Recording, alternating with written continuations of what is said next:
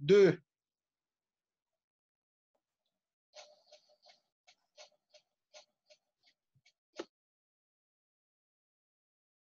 Bonjour à tous et bienvenue à la formation clinique bon de l'hépatite, session numéro 1.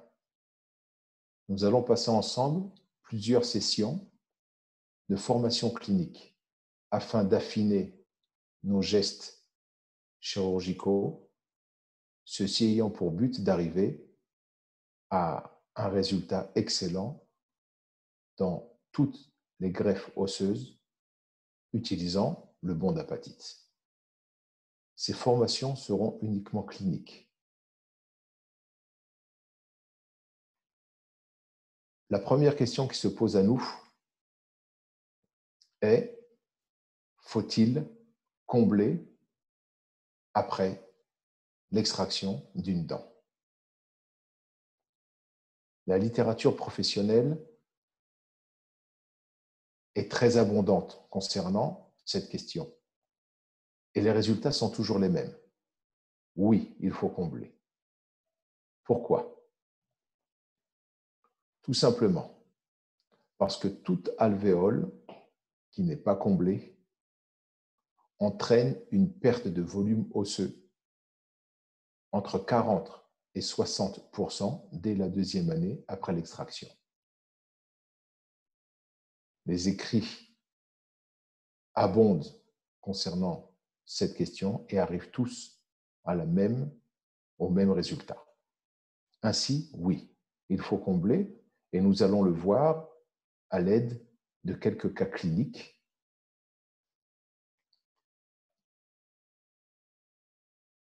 Voici une patiente qui est aussi une consoeur qui a voulu à tout prix garder sa 46, a commencé à demander à son praticien de réaliser une amputation, puis une hémisection, pour arriver 2 ans après à cet état. Il est évident que de réaliser un implant en 46, aujourd'hui, 2 ans après une extraction sans comblement, est une opération difficile. Elle a aussi perdu sa 45. Ceci car l'extraction a été réalisée sans comblement. Il est vrai que nous avons pu traiter ce déficit osseux et arriver à ce résultat grâce au bon d'hépatite, et nous verrons comment plus tard. Je vous rappelle que tous les cas que vous allez voir aujourd'hui, nous les reverrons durant nos sessions cliniques, chacun concernant son sujet. Autre cas clinique venant nous conforter dans le fait qu'il faut absolument combler après une extraction. Voici un patient qui est venu pour un traitement implantaire au maxillaire gauche. Nous l'avons envoyé dans un secteur hospitalier afin de réaliser l'extraction de la canine incluse avec comblement osseux, ce qui n'a pas été fait. Regardez ce que nous avons obtenu comme résultat lorsque le patient est venu 4 mois plus tard sans avoir réalisé un comblement osseux. Il est impossible d'implanter dans des conditions pareilles.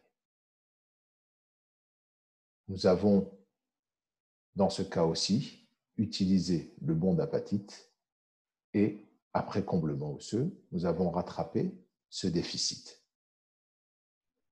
Afin de ne pas arriver à des déficits osseux aussi importants, il faut combler le jour de l'extraction. Autre cas clinique, voici les répercussions sur les tissus mous d'une extraction dont l'alvéole n'a pas été comblée. Et regardez au niveau osseux, voici ce que nous avons. Il est évident que d'implanter dans une situation pareille demande une autre chirurgie que celle que nous aurions dû faire si nous avions comblé le jour de l'extraction. Un autre patient venu des États-Unis pour la réalisation de 2 implants. Il est évident que si le praticien avait réalisé des comblements osseux, nous aurions pu avoir ici et là un os parfait prêt à recevoir nos implants.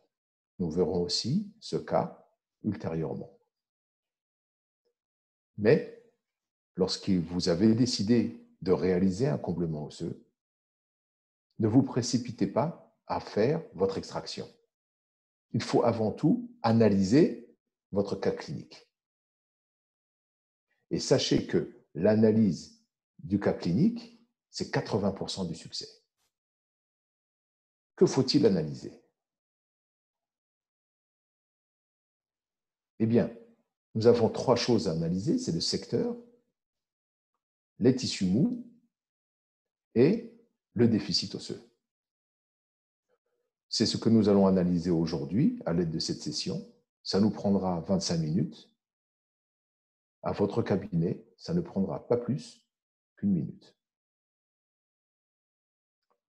Le secteur.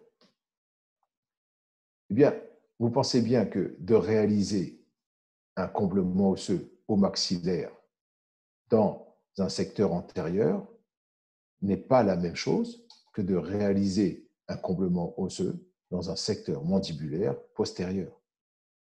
Les demandes sont autres. Ainsi, lorsqu'un patient viendra pour la réalisation d'une extraction, analysez avant tout votre secteur. Où est-ce que je me situe?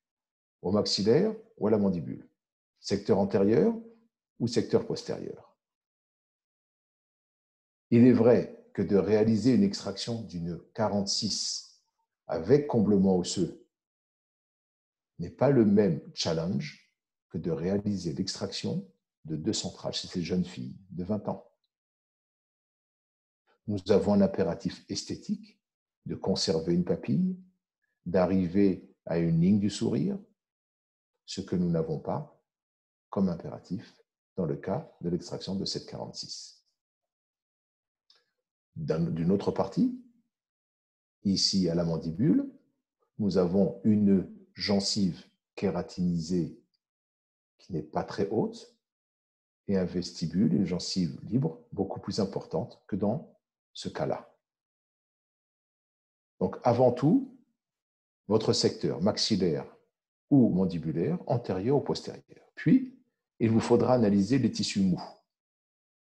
Il est évident que la hauteur de gencive kératinisée au maxillaire n'est généralement pas la même que celle de la mandibule. L'analyse des tissus mous est impérative. Chez ce jeune patient, après avoir reçu une planche de surf au visage, a cassé sa 22. Avant de se précipiter à réaliser l'extraction de cette dent et son comblement osseux, il faut absolument voir les impératifs qui ont été déterminés par les tissus mous. Nous avons des papilles que nous devons conserver. Nous avons une ligne de sourire que nous devons conserver. Il est important de voir la hauteur de la ligne muco-gingivale. Ces impératifs, il faut absolument les analyser avant de se précipiter à réaliser l'extraction. La même chose pour ce cas-là. Cette patiente qui nous a été envoyée pour réaliser 2 implants dans le secteur maxillaire droit est venue avec une canine cariée qu'il va falloir extraire. Vous pensez bien que nous devons arriver ici à combler non seulement le déficit osseux après l'extraction, mais aussi à mener nos tissus mous sur la même ligne que la ligne du sourire des futures couronnes que fera la patiente. Et cette analyse nous permettra de choisir notre chirurgie, aussi bien nos lignes d'incision que le type de chirurgie et que le type de recouvrement du bon d'apatite. La même chose pour ce cas-là. Encore une fois, tous ces cas cliniques, nous les verrons tous durant toutes nos sessions. Lorsque vous vous trouvez en présence d'une 34 à extraire, mais cette 34 se trouvant à côté de couronne céramique sur un plan avec une céramique rose, il est évident que votre ligne d'incision devra être à distance, et ça nous le verrons aussi, de votre céramique afin de ne pas créer et de ne pas libérer la ligne cervicale de votre céramique rose. Donc, bien analyser les tissus mous.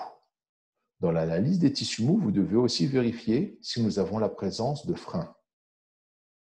Un frein, c'est un tissu épithélio-conjonctif qui est lié au muscle. Chaque fois que votre patient va faire un mouvement lors de la mastication ou lors de son élocution, il va tirer par l'intermédiaire de ce frein votre lambeau vers le bas. Ainsi, ce frein sera un élément qu'il faudra prendre en ligne de compte pour décider de votre ligne d'incision. Après avoir évalué votre secteur, puis vos tissus mous, vous devez évaluer votre déficit osseux. Si vous avez un CBCT dans votre cabinet et qu'un patient pareil vient consulter, le CBCT vous permettra de déterminer si vous êtes en présence d'un mur osseux vestibulaire ou non, d'un mur palatin ou non, et d'évaluer la communication bucco-sinusienne dans ce cas-là. C'est ce que nous voyons ici. Et en fonction de l'envergure de votre déficit osseux, vous choisirez la chirurgie adéquate. Nous verrons ça lors des sessions postérieures. Si vous n'avez pas la chance d'avoir un CBCT chez vous au cabinet et que vous n'avez qu'une panoramique, lorsqu'un patient vient se présenter pour l'extraction d'une 34, comme ceci, dent infectée, nous verrons aussi que les secteurs infectés ne sont pas une contre-indication de l'application du bon d'apatite. Eh bien, on n'aurait pas pu soupçonner que nous sommes en présence d'un déficit osseux sans mur osseux vestibulaire. Et ça, il va falloir le déterminer, nous le verrons lors de la session numéro 2. Quelquefois, il faut savoir demander un CBCT. Ce patient est venu consulter pour l'extraction d'une 21. La dent décolorée et mobile. Dans un cas pareil, lorsque vous avez fait l'analyse du secteur et que vous voyez que vous êtes en présence d'un secteur antérieur au maxillaire, avec une demande esthétique, la présence de papilles qu'il va falloir conserver, il faut demander un CBCT. Auriez-vous soupçonné un déficit osseux d'une telle envergure en voyant uniquement une panoramique? Non. Et là, croyez-moi que l'envergure de ce déficit osseux va déterminer votre chirurgie. Ainsi, ne vous précipitez pas à enlever une dent pareille et même à réaliser votre comblement osseux sans avoir demandé dans un secteur pareil un CBCT.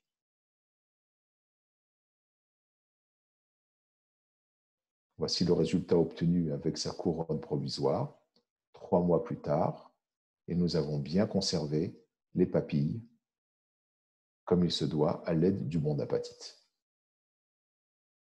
Après avoir évalué l'aspect quantitatif de votre déficit osseux, vous devez évaluer l'aspect qualitatif de votre os environnant. Vous le savez comme moi, nous avons un os de type 1, 2, 3 ou 4, selon l'épaisseur d'os cortical ou la présence importante d'un os trabéculaire. Et vous pensez bien que réaliser une augmentation horizontale ou latérale à la mandibule dans un secteur pareil, dans une condition qualitative d'un os comme celui-ci, n'est pas le même challenge que de réaliser une augmentation latérale chez une jeune fille au secteur maxillaire avec un tissu osseux trabéculaire d'une telle importance et une corticale fine. Les enjeux sont différents et les techniques sont différentes. Après avoir analysé votre secteur, vos tissus mous et aussi votre déficit osseux, il faut analyser la forme de vos racines. Ce patient est venu consulter pour l'extraction d'une 46 après une double fracture. La forme des racines est importante pour décider de votre extraction, le type d'extraction à réaliser, mais aussi le type du déficit osseux à venir. Un cas comme celui-ci a entraîné, lors de l'extraction de ces racines, une perte du mur vestibulaire. Ainsi, regardez bien la forme de vos racines, évaluez l'avenir de votre déficit osseux après votre extraction. Site infecté, eh bien, vous le savez comme moi, lorsque nous avons un site infecté, nous pouvons,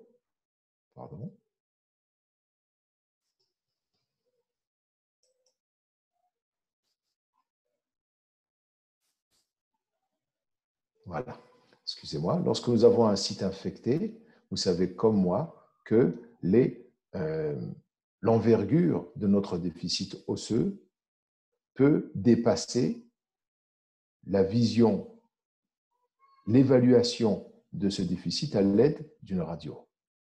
Et ça, nous le verrons lors de notre prochaine session, comment définir parfaitement l'étendue de notre déficit osseux. La même chose chez ce patient venu d'Allemagne pour traiter un traitement implantaire qui a été réalisé seulement voici 3 ans. Eh bien, pour définir ce déficit osseux infecté au niveau de l'implant en 12, eh bien, il va falloir réaliser une chirurgie particulière. Car l'infection a entraîné une perte et un déficit osseux très important qui est difficile à évaluer si nous n'avons pas de CBCT. La conclusion de notre première session. Ne courez pas après votre extraction. Ne réalisez pas votre extraction sans avoir fait une bonne analyse. Une analyse du secteur, une analyse des tissus mous et une analyse du déficit osseux. Car une bonne analyse, c'est vous assurer 80% du succès, car elle va déterminer votre chirurgie et votre application du bon apatite. Merci.